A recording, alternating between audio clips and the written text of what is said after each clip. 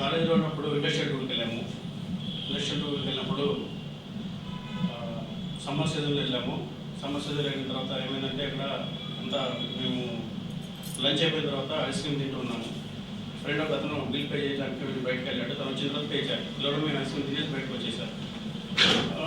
Ice creams జనరల్గా ఏం items ఉంటాయి? Sunday, you know that. Okay, we have taken that one. And ఆ bill pay చేయడానికి తను ఇచ్చాడు. కొంచెం అయిన తర్వాత చూస్తే తను అక్కడ పోట్లాడుతున్నాడు. ఎందుకు పోట్లాడుతున్నాడు అంటే బిల్ ఎక్కువ అయిపోయింది సార్. అంటే మీరు తీసుకుని సండే కదా సార్ అంటే, అయితే సండే అయితే ఎక్కువ వేస్తావు రేట్ అన్నాడు. Because that is Sunday, that is Sunday. కాబట్టి మాది is also from village. Okay, అట్లా మాకు తెలుగు మీడియం నుంచి ఇంగ్లీష్ మీద కొన్ని ప్రాబ్లమ్స్ ఉన్నాయి. Because that's why I'm telling in front of you. Okay, ఇప్పుడు మనం మీడియా జంక్షన్కి ఎందుకు వచ్చాము మీరు చెప్పగలుగుతారా? ఎన్నోని తెలియాలి.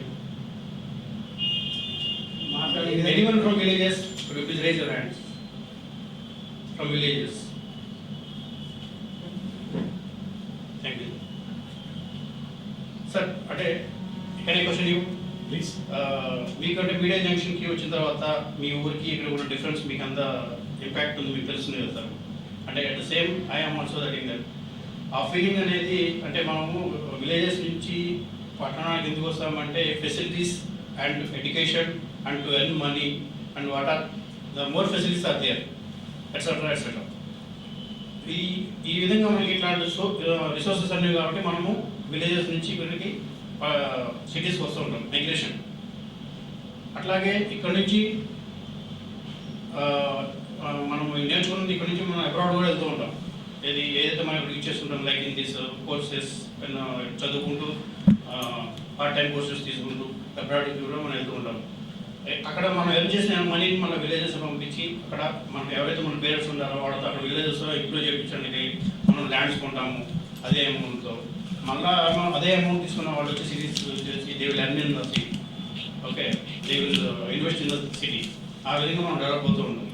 దీనివల్ల మైగ్రేషన్ కావడం వల్ల మనకి చాలా యూజ్ ఉంది విలేజెస్ నుండి. బట్ ప్రాపర్గా వేరే వెళ్ళాలి.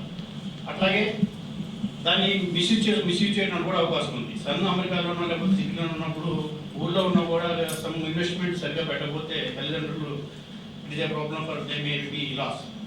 అమౌంట్ కానీ ఏదైనా కూడా లాస్ అవ్వడం ఛాన్సెస్ ఉంటాయి. అట్లాగే దాన్ని ఇంప్రూవ్ చేయడానికి కూడా ఉంటుంది. అంటే అగ్రికల్చర్ ల్యాండ్స్ కొన్ని ఊళ్ళో ఇంప్రూవ్ చేసుకోవచ్చు తల్లిదండ్రులు కనుక. అట్లాగే చిన్న ఎగ్జాంపుల్ మ్యారేజెస్ జరుగుతాయంటాయి. మనకు విలేజెస్లో మ్యారేజ్ జరుగుతుంది, సిటీస్లో మ్యారేజ్ ఎట్లా జరుగుతాయి మీకు తెలుసు కదా. విలేజెస్ ఎట్లా జరుగుతాయి చెప్పగలుగుతారా? అంటే మనం ఒక అందరూ బంధువులాగా అందరం వచ్చేసి విలేజెస్ జరుపుకుంటూ ఉంటాయి. ఇక్కడ సిటీస్లో ఆన్ ద స్పాట్ మంత్రంగా విత్ ఇన్ స్పాట్. ఆ డెకరేషన్ కూడా మందే కాదు తెలియదు, ఎవరి డెకరేషన్ తెలియదు, ఎవరికి ఫ్లవర్స్ ఎవరైతే తెలియదు, కానీ మనం కూర్చుంటాము, ఫొటోస్ ఒకటే ఉంటాయి అంతే. కానీ విలేజెస్లో చాలా మనం ఒక రోజు ఒక 1 వీక్ 10 days అట్లా చక్కగా జరుపుకుంటాం.